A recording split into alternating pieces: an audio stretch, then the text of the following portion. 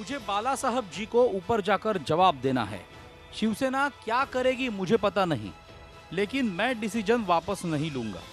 और तुम कहां जाओगे? हमारे साथ ही आओगे? पंतप्रधान नरेंद्र मोदींनी शिवसेनेच्या खासदारांना उद्देशून केलेली ही टोलेबाजी। नोटाबंदीच्या निर्णयावर नाराज असलेल्या शिवसेना खासदारांनी मंगळवारी पंतप्रधानांची भेट घेतली। जिल्हा बँकांवरचे आर्थिक निर्बंध उठवण्याची मागणी त्यांनी केली।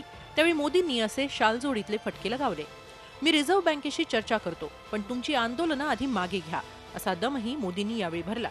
त्यामुळे बुधवारी विरोधकांच्या धरणे आंदोलनात सहभागी होणार नसल्याचं थंडावलेल्या शिवसेनेनं आता स्पष्ट केलंय।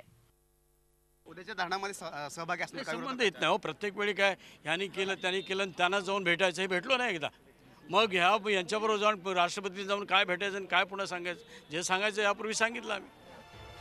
नोटाबंदीवरून ममता बॅनर्जींनी काढलेल्या मोर्चात शिवसेना खासदार सहभागी झाले होते। त्यानंतर राजनाथ सिंह, अरुण जेटली या भाजप नेत्यांनी उद्धव ठाकरेंशी याबाबत चर्चाही केली। आता मोदींना बाळासाहेब आठवले हे बरं झालं अशा शब्दात उद्धव ठाकरेंनी मोदींना प्रतिटोमणा लगावलाय। मोदीजी असं त्यांना म्हणाले की मला वरती गेल्यानंतर बाळासाहेब प्रश्न विचारतील। आता हा भावनिक मुद्दा आहे आणि पहिल्या प्रथम मी त्यांना धन्यवाद देतो की बाळासाहेबांच्या बद्दल आपल्या मनात आदर आहे। परंतु आज सर्वसामान्यांचे जे प्रश्न आहेत, सर्वसामान्यांना जे प्रश्न भेडसावत आहेत, त्या प्रश्नांची उत्तरं देशाचे पंतप्रधान म्हणून सर्वसामान्य माणूस आपल्याकडे मागतो आहे। कृपा करून त्या प्रश्नाची उत्तरं आज आम्हाला सगळ्यांना अपेक्षित आहेत। शिवसेना भाजपमध्ये निर्माण झालेल्या या तणावाच्या पार्श्वभूमीवर नितीन गडकरींनी उद्धव ठाकरेंची भेट घेतली। मात्र मुलीच्या लग्नाचं आमंत्रण देण्यासाठी मातोश्रीवर गेल्याचा खुलासा गडकरींनी केलाय। लड़की की शादी है मेरी 4 तारीख को, उसकी पत्रिका सर वो तो पता है सर, पर थोड़ी कुछ तो बात हुई होगी। प्लीज मैडम थोड़ा पीछे। काही राजकीय चर्चा नाही।